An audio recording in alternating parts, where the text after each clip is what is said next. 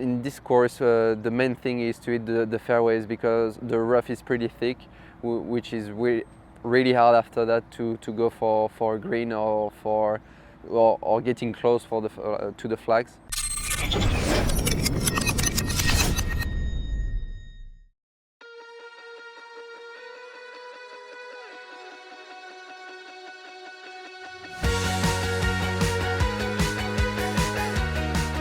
It's a nice little hole to start. The water is just all the way on the left side.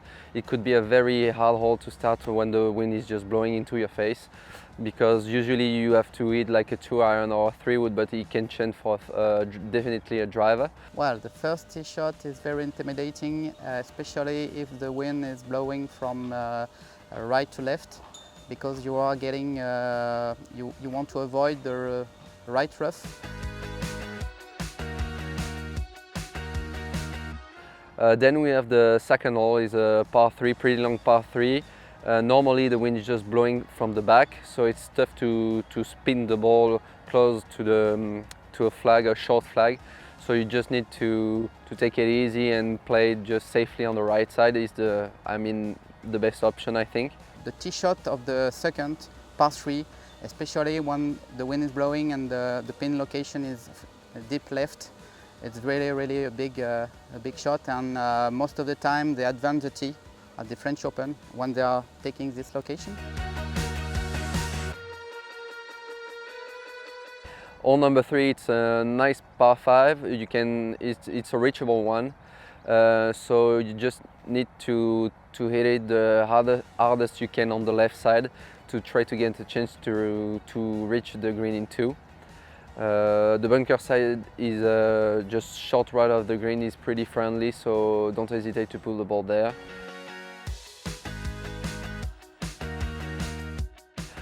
Number 4, it's a very hard hole, very long. Usually it's very important to find the fairway. The green is pretty big and uphill, so don't be afraid to put one club longer and just past this big hill, because if you have a downhill chip, it's just really bad.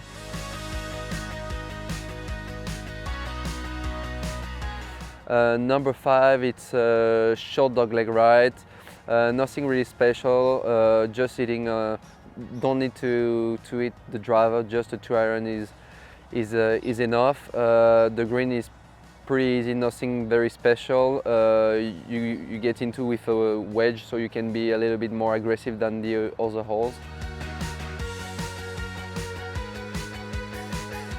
6 is just a short hole where you hit 2-iron, and then a wedge is one of the easiest hole of the course.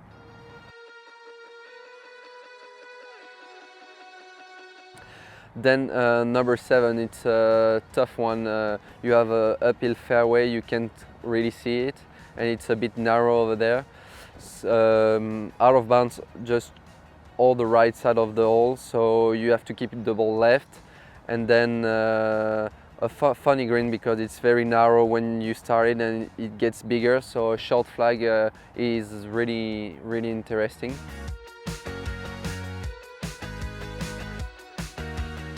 Number 8, tough par 3, because all the green is the ball is just rolling out of the green, so you have to be very precise with the shot. And the problem is you have a very long iron, like a 5 or 4, so it's a very difficult hole. Number 9, long par 5. I was talking about the number 3, which is reachable. 9 is definitely longer. So stay safe on the layup. Don't be too aggressive.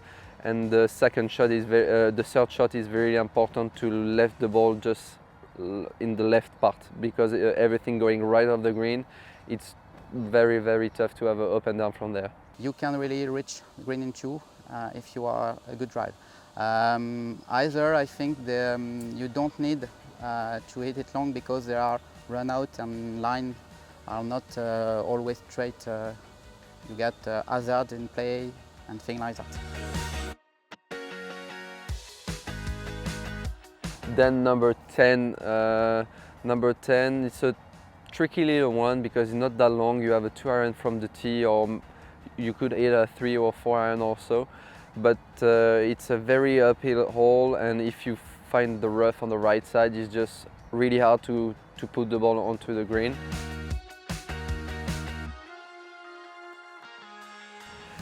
Number 11, it's a par 3. Nothing special, just short of the green, everything is just going into the water, so you have to be careful with that. If you hesitate between 2 shots, just pick the one which is the longest one. Once again, when the rough is heavy, you can't get out of the fairway most of the time. You are 1 meter or 2 meters in the rough, very difficult situation. It's a long one, so if you are not hitting the drive, after that you have a pretty long iron. So it's a deal you have to do. You have to choose aggressive or just carefully, but after, depend on the iron shot you want to have. It's a tricky little tee shot because it's a dogleg right, and the fairway is pretty firm, so everything bouncing on the fairway can just roll into the rough in front. Number 14, it's a par 5. Nothing special, it's pretty wide open from the tee, but if you miss the fairway, it's really hard to get there into. 15 is it's a small one. You just hit an iron from the tee, but the thing is the green is really firm and narrow. Every single we can find at the French Open a flag every single time between the 3rd round or the 4th round on the right, back right. Just hit the middle of the green and try to make a 4, because many guys try to hit this flag and get out of the hole with a double bogey. And I think when wind is blowing too, the 15th hole is difficult because it's an island green, and it depends on the wind, but when the location is just in front, it's very narrow to stick to the flag. 16, nice par 3, just which is bad, it's just the right side with the water. You can usually have a small chip from the left side if the bunker is just, if the flag is just back left. It's not a big deal. 17 could be a par 5. It's a really long one. As I said, the most important is to catch the fairway, because I think it's 450 meters long.